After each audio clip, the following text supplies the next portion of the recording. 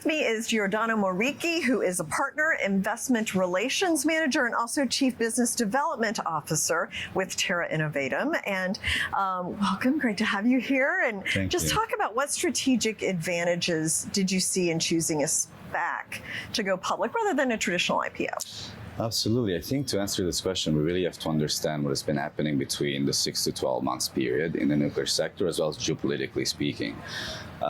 With the global conflicts that have been present, we've seen an increase of energy demand and requirements. The advent of AI was a big factor regarding the energy deployment and the needs. Population increasing, the middle class increasing as well. And we've seen a lot of investment from both capital markets and the private sector really focusing on these not only alternative energies, but nuclear, because the amount of energy required is extreme. We have EIA stating that 50%, there's going to be a 50% increase of energy demand by 2050, right? And so with the AI, with the data centers and all of these other operations, we're in need of all of the energies that are present in the cap table, to say, of the energy field. But we do believe that nuclear can provide an extremely low carbon solution, maximizing the output of energy deployment. And there's been a lot of capital, more than $1 billion in the private sector.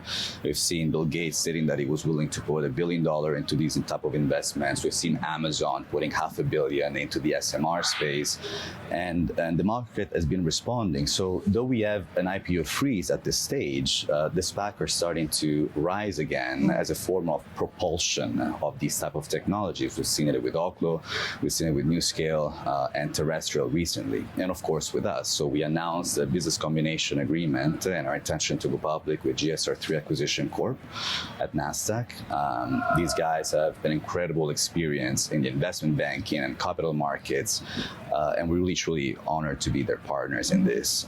And we're partnering up to really propel the technology that we have. In terms of the technology, a little bit stepping back, we're offering the only product that can really go to market in 2028. The company started in 2018.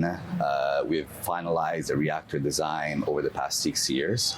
And because we use off-the-shelf components and a licensed fuel, we can go to market. We're the only company that has the safeguards embedded by design because of this licensing, which propel the licensing process, the commercialization. So Terra Innovatum is truly de-risking the sector of nuclear by providing something that is vastly available on the market today. We are gonna go public with a valuation of $475 million, which is extremely interesting entry point for the investments. And we're providing an opportunity truly today, not in the future, for investors to come in and take part of the energy transition and invest in the future of nuclear energy. Yeah, well, it's interesting too, because your projected cost is 7 cents per kilowatt hour. So that is below current market rates, right? So how are you able to do that? And do you see that being sustainable? Absolutely. This is kind of our Coca-Cola formula, right? It comes down to the flux of neutrons within our fuels and our reactor. To answer the question, I think it's important to differentiate the SMR with the MMR space. The SMR are small modular reactors, the MMR are micro modular reactors. The range is between 1 to 10 megawatt electric to 10 above, let's say, to 300. So these SMR that are present are small, but they're vast machinery pieces. They're industrial complexes in a way, which require the emergency planning zone up to 1 kilometer or more, take months to build and construct, and they're usually providing an output of energy which is higher than what we're doing. The reason to de-risk the whole economical model and to provide this level of cost is by scaling down the whole operation. So we're providing 1 megawatt of electricity with 4 megawatt thermal. And we're using, again, a current fuel, which is the LEO, low-enriched uranium, at 4.95, which is non-proliferant. Therefore, we can have the safeguards embedded in our design because of all these off-the-shelf components. So we're de-risking in terms of the future costs of the actual product, of the solo unit. We're de-risking the operations for the go-to-market because we use available materials that are present today.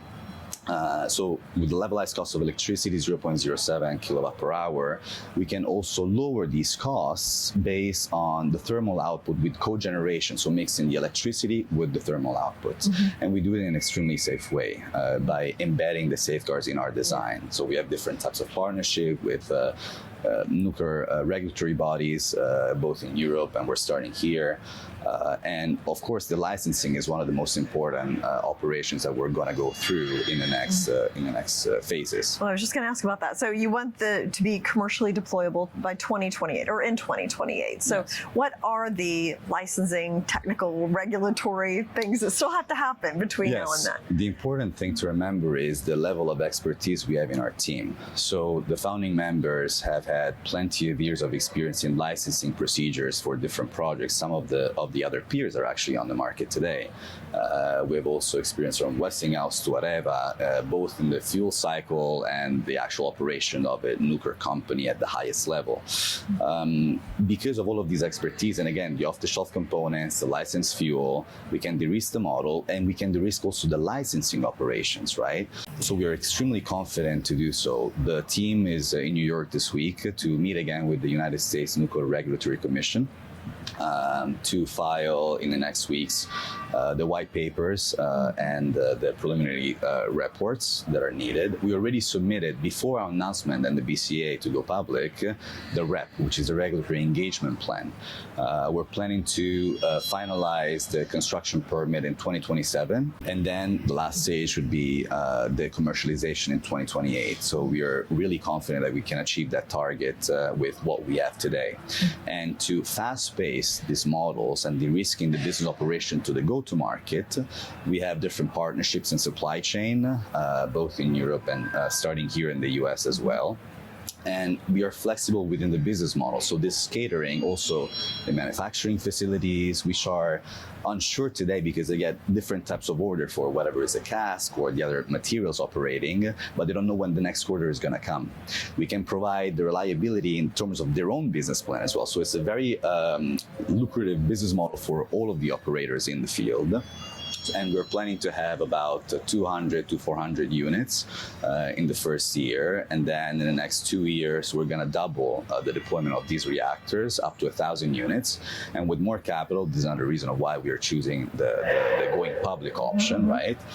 We can really scale these operations and to achieve 10,000 units. Okay, thank you so much. Absolutely. Okay.